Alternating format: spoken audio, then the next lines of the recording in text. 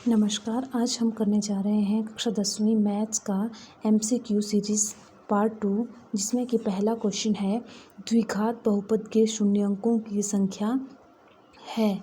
The number of roots of quadratic polynomial are. इसमें हमें द्विघात बहुपद के शून्य ज्ञात करने हैं, मतलब इसके रूट ज्ञात करने हैं। तो इसके लिए हमें सबसे पहले पता होना चाहिए कि जो द्विघात बहुपद है उससे वो होता क्या है। तो द्विघात बहुपद एक ऐसा बहुपद होता है जिसकी घात कितनी होती है, 2 होती है। जैसे कि यहाँ पर मैं लिखूँगी, अगर ax² + bx + c बराबर है 0, तो ये जो बहुपद होगा वो होगा द्विघात का, क्योंकि इसमें जो घात है, जो इसकी पावर है वो कितनी है, 2 है। तो ये हमारा द्विघात बहुपद है। तो इसमें शून्यंकों की संख्या बतानी है हमने द्विघात बहुपद में। तो द्विघात बहुपद में जितनी घात होती है वही क्या होते हैं, उसके शून्यंक भी उतने ही निकलेंगे। इसका मतलब है कि जो x का मान होगा वो भी कितने निकलेगा, 2 मान होंगे। x के कितने मान होंगे, 2 मान होंगे। तो यही क्या होंगे, इसके शून्यंक होंगे। तो इसका जो सही आंसर है वो है ऑप्शन ए। इसके बाद दूसरा क्वेश्चन है, रैखिक समीकरण युग्म में यदि a1/a2 बराबर है b1/b2 बराबर नहीं है c1/c2 के, तो समीकरणों का हल होगा। In pair of linear equation a1/a2 is equal to b1/b2 is not equal to c1/c2, then system of equation will have. तो इसमें हमें बताना है कि जो इक्वेशन जो बनेगी वो किस टाइप की बनेगी।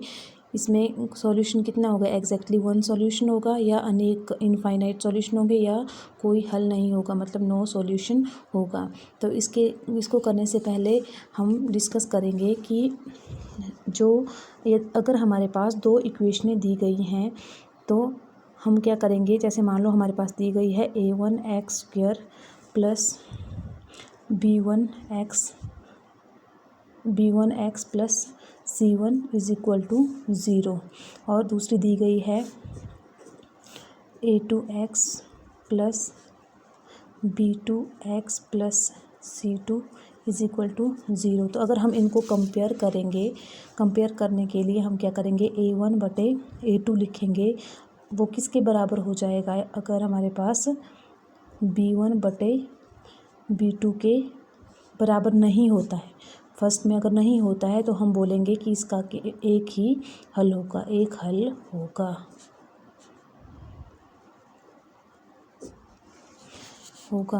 इसका एक हल होगा। अगर हम क्या करेंगे, अगर हमारे पास अगर a1/a2 बराबर है b1/b2 बराबर है c1/c2, अगर ये तीनों बराबर आ जाते हैं तो इसका मतलब है कि इसके अनेक हल होंगे, अनेक हल होंगे। इसके बाद तीसरा है, अगर a1 = a2 और b1/b2 बराबर आ जाते हैं, परंतु जो c1/c2 है वो बराबर नहीं आता है, तो हमारे पास क्या हो जाएगा, इसका कोई हल नहीं होगा। ये अगर आपको 3 चीज़ें आती हैं इसमें, तो आप इसका आंसर दे सकते हैं, इस क्वेश्चन का आंसर दे सकते हैं। तो इसमें देखो हमारे पास कौन सा ऑप्शन है, यहाँ पर है हमारे पास a1/a2 बराबर है b1/b2, परंतु जो c1 बराबर नहीं है c2 के, तो इसका मतलब है कि इसके कोई भी हल नहीं होगा। क्योंकि हमने यहाँ पर देखा है, आपको ये चीज़ें याद करनी होंगी या समझनी होगी, उसके बाद ही आप इस टाइप के क्वेश्चन को कर सकते हैं। इसके बाद अगला क्वेश्चन है क्वेश्चन नंबर 3। इसमें बोला है द्विघात समीकरण का विविक्तर है d = b² - -ac। तो इसमें पूछा है discriminant of quadratic equation is d = b² - -ac। तो इसके लिए हमने पहले पता होना चाहिए कि द्विघात समीकरण क्या होता है। ऐसा समीकरण अभी हमने द्विघात बहुपद पढ़ा है, तो उसी तरह से होता है द्विघात समीकरण भी, कि ax² + bx + c बराबर है 0। अगर इस फॉर्म में आता है तो ये क्या होता है, द्विघात समीकरण। तो इसमें जो डिस्क्रिमिनेंट है उसको निकालने का फॉर्मूला होता है जिसको हम कैपिटल डी से डिनोट करते हैं, होता है बी का स्क्वायर माइनस 4ac, जहाँ पर b की जगह क्या लिखेंगे हम, जो हमारे पास इक्वेशन दी होगी उसका हम b लिखेंगे, और -4 गुणा a क्या है हमारे पास यहाँ पर a गुणा c, तो ये हमारा डिस्क्रिमिनेंट होता है। तो इसी का यूज़ करेंगे हम, b का स्क्वायर -4ac, तो हमारे पास b भी दिया हुआ है, माइनस भी दिया हुआ है, हमारे पास यहाँ पर 4 नहीं दिया गया है, और a भी दिया है, c भी दिया है, तो इसका आंसर जो होगा वो 4 होगा। इसका आंसर -4 नहीं होगा, क्योंकि माइनस तो हमारे पास पहले से ही दिया हुआ है, तो इसका आंसर होगा ऑप्शन ए।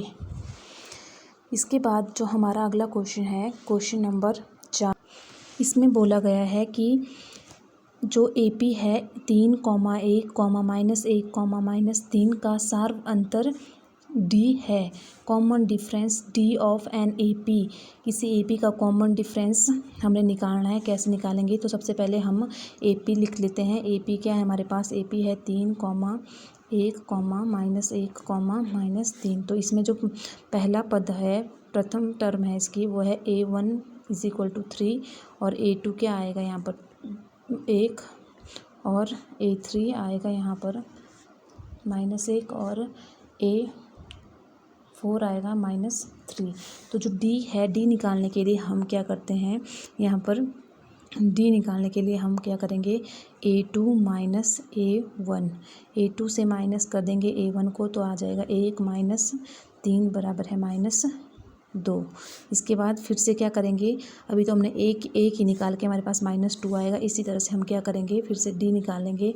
D निकालने के लिए क्या करेंगे हम, A3 - A2, तो A3 - A2 क्या आ जाएगा, A3 कितना है हमारे पास, A3 है हमारे पास -1, और माइनस करेंगे किसको, A2 से, A2 1 है, तो -1 - 2।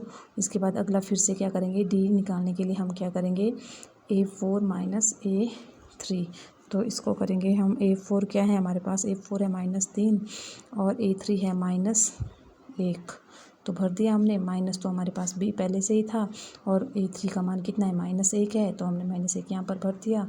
इसी तरह से क्या आ जाएगा, -3 माइनस प्लस कितना आ जाएगा, -3 से 1 जोड़ेंगे तो कितना आ जाएगा, -2 आ जाएगा।